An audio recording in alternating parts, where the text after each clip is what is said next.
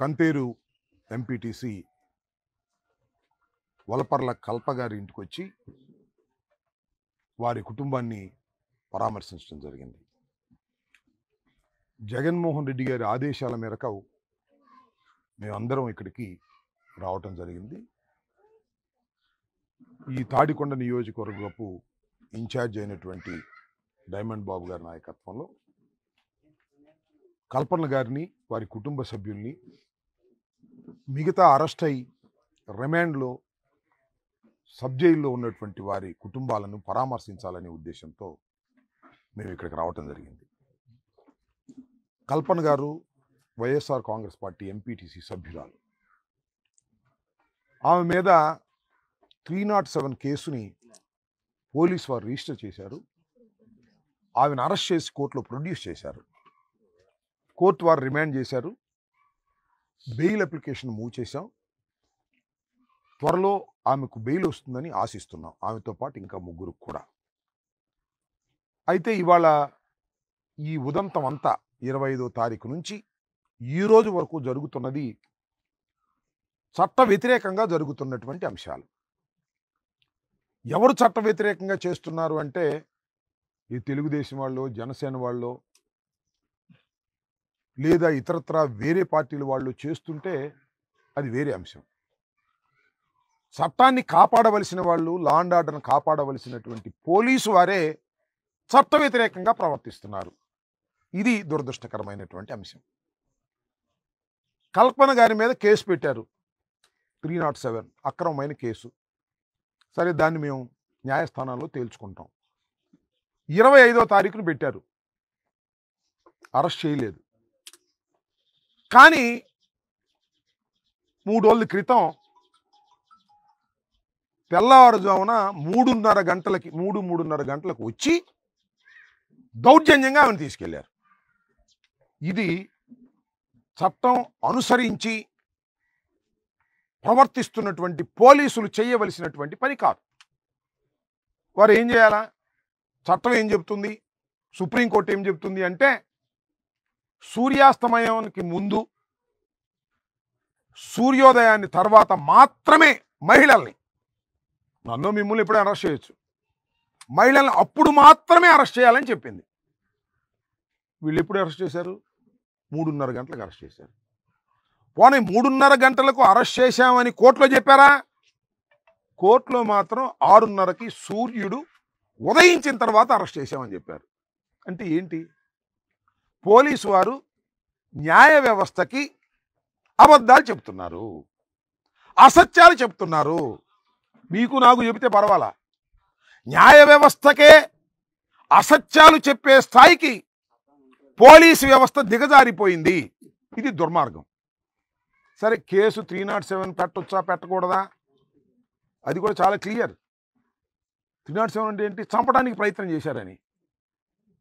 వాళ్ళు వాడినటువంటి ఆయుధాలు ఏంటి? వాళ్ళు చెప్పిన దాని ప్రకారమే కర్రలు రాడ్లు వాడి చంపడానికి ప్రయత్నం చేశారని 2 మహిళలు, 2 మైనర్లు, ఇంకా 8 మంది మీద మీరు కేసు పెట్టారు. మన తర్వాత 2 మైనర్లు తీశారు. చిన్న ఇది మైనర్లు తాగాదా, చిన్నపిల్లలు తాగాదా? దాన్ని తీసుకొచ్చి రాజకీయ రంగు పులిమి ఎంపీటీసీని తీసుకెళ్ళి జైల్లో పెట్టేటటువంటి కార్యక్రమాన్ని చేశారు. మా వాళ్ళు కూడా, ఈ ఎస్సీస్ కూడా కంప్లైంట్ ఇచ్చారు, అది కూడా రిజిస్టర్ చేశారు. But they have not taken action. మాకు సంబంధించిన 2 మహిళల్ని, వైసీపీకి సంబంధించిన 2 మహిళల్ని, 2 పురుషుల్ని తీసుకెళ్లి జైల్లో పెట్టారు. కానీ SC ST atrocities case register చేశారు, కానీ వాళ్ళని మాత్రం యాక్షన్ తీసుకోవాలి. అంటే నిష్పక్షపాతంగా వ్యవహరించడంలో పోలీసులు విఫలమవుతున్నారు, పక్షపాత ధోరణితో వ్యవహరిస్తున్నారు. ఈ విషయాలని కోర్టు వారికి చెప్పాం, కోర్టు వారు మెమో ఇచ్చారు. మళ్ళా మొన్న వలపర్ల కల్పన వాళ్ళ అమ్మాయిని, వాళ్ళ తల్లిగారిని తీసుకువెళ్ళి ఎస్పీ గారికి చెప్పాం, ఎస్పీ గారికి కంప్లైంట్ ఇచ్చాం. ఆ తర్వాత ఎమ్మెల్యేలని, ఎమ్మెల్సీలని మేమందరం కలిసి ఈ విషయాన్ని, చిలకలూరుపేటలో జరిగిన విషయాన్ని, ఇంకా పలు చోట్ల జరిగినటువంటి అంశాలను పై అధికారులకు చెబుదామని డీజీపీ గారి దగ్గరికి వెళ్ళాలని ప్రయత్నం చేస్తున్నాం. కానీ డీజీపీ గారు అపాయింట్మెంట్ ఇవ్వటం లేదు మాకు. నేను మొన్న అపాయింట్మెంట్ అడిగాను, నిన్న అప్పిరెడ్డి గారు, అదేవిధంగా మహిళా వరుదు కళ్యాణ్ గారు, మహిళా కాంగ్రెస్ అధ్యక్షురాలు ఎమ్మెల్సీ గారు, వాళ్ళిద్దరు కలిసి ఒక లెటర్ పంపారు డీజీపీ గారికి. అయ్యా, పోలీసులు చట్ట వ్యతిరేకంగా ప్రవర్తన చేస్తున్నారు, మీ దృష్టికి తీసుకురావాలని మేము అనుకుంటున్నాం అంటే ఆయన మాకు అపాయింట్మెంట్ ఇవ్వట్లేదు. అదేంటో మా కర్మ మాకు అర్థం కాలేదు. అది మా దురదృష్టమేమో మాకు తెలియదు. మాజీ మంత్రులు, ఎమ్మెల్సీలుగా పనిచేస్తున్న వారం ఒకవైపున అన్యాయం జరుగుతూ ఉంది. ఎస్సీల మీద రాత్రిపూట వచ్చి పట్టుకెళ్తున్నారు మహిళల్ని. ఇది పోలీసులు చేయవలసిన పని కాదు అని చెప్పుకుందామని డీజీపీ గారిని అడుగుతుంటే ఆయన అపాయింట్మెంట్ ఇవ్వనటువంటి దౌర్భాగ్యమైన పరిస్థితిలో ఇవాళ ఆంధ్రప్రదేశ్ ప్రభుత్వం, ఆంధ్రప్రదేశ్ ప్రజాస్వామ్యం ఇవాళ ఉంది. ఇది చాలా బాధాకరమైనటువంటి అంశంగా నేను భావిస్తున్నాను. విఘ్నులైనటువంటి, సత్య శోధకులైనటువంటి ప్రజలు దీన్ని ఆలోచించాలని మనం చేస్తున్నాం. ఎందుకు మాజీ మంత్రులు, ప్రజెంట్ ఎమ్మెల్సీలు అడుగుతుంటే డీజీపీ గారు ఎందుకు అపాయింట్మెంట్ ఇవ్వటం లేదు? వినొచ్చు కదా, మేము చెబుతున్న విషయాన్ని వినొచ్చు. వినటానికి కూడా ఏమిటి సందేహం? చంద్రబాబు నాయుడు గారు వినొద్దు అన్నారా? ఏమిటిది? నేను ఇప్పటికైనా మీ ద్వారా, మీడియా ద్వారా డీజీపీ గారిని, హరీష్ గుప్తా గారిని నేను అడుగుతా ఉన్నా, అయ్యా అపాయింట్మెంట్ ఇవ్వండి, మా వాళ్ళు వస్తారు, మీరు రిప్రజెంటేషన్ ఇస్తారు, మీకు ధర్మం అనుకుంటే చెయ్యండి, లేకపోతే చెయ్యమాకండి. కనీసం వినడానికి కూడా సిద్ధపడినటువంటి పరిస్థితి ఉన్నప్పుడు పోలీసులు మరింతగా రెచ్చిపోయి పోలీసులాగా వ్యవహరించాల. They are acting as a రౌడీలాగా. రాత్రిపూట 3:30కు వచ్చి తీసుకెళ్ళటమేంటి? అంతేవిధంగా చిలకూరుపేట మాజీ ఎమ్మెల్సీ గారు, మాజీ మంత్రి గారి కారులో ఎవరో శ్రీకాంత్ రెడ్డి ఒక కేసులో ముద్దాయి ఉంటే ఆ కారు డోర్లు తలుపు తీసేసి ఆమెను నెట్టేసి ఆమెను అబ్యూజ్ చేసి వాడిని చొక్కాపడి తీసుకురావడం ఏంటి? చివరికి ఏమైంది? కోర్టులో 41 నోటీస్ ఇచ్చి పంపించాల్సిన ఒక చిన్న కేసులో ఇంత రాద్ధాంతం చేయాల్సిన అవసరం పోలీసులకు ఉందా? లేదు. కానీ ఉంది. ఎందుకంటే పత్తిపాటి పుల్లారావు గారు చెప్తాడు, ఇక్కడ ఇంకో ఆయన చెప్తాడు, వాళ్ళు చెప్పినట్టు పోలీసులు వ్యవహరిస్తున్నారు. దీనివల్ల ఏం జరిగిద్దంటే పోలీసుల మీద నమ్మకం పోతుంది, అరాచకం వచ్చే ప్రమాదం ఉంది.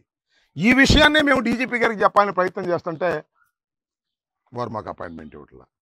హోంమంత్రి గారు చెప్పామనుకో ఉపయోగం లేదు. డీజీపీ గారు అంటే పరరాష్ట్రం, ఆయన ఐపీఎస్ ఆఫీసరు, ఆయన వింటాడంటే ఆయన వినే పరిస్థితులు లేకపోవడం దురదృష్టకరంగా మేము భావిస్తున్నాం. ఇది చాలా ప్రమాదకరమైనటువంటి అంశమని ఈ సందర్భంగా నేను చెప్పదలుచుకున్నాను.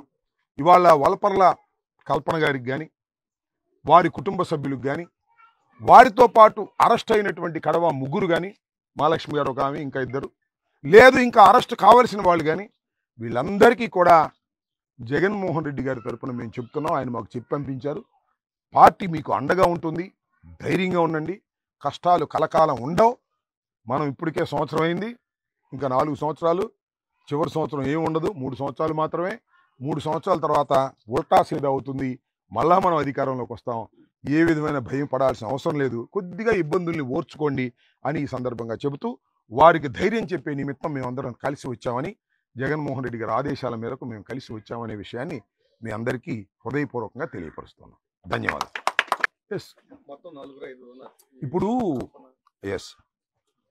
ఇప్పుడు మీరు అడిగింది ఏంటంటే సుధారాణి, పెద్దిరెడ్డి సుధారాణి, అదేవిధంగా ఇవాళ కల్పన, కృష్ణవేణి, పాలేటి కృష్ణవేణి, ఈ ముగ్గురిని అరెస్ట్ చేశారు పోలీసులు.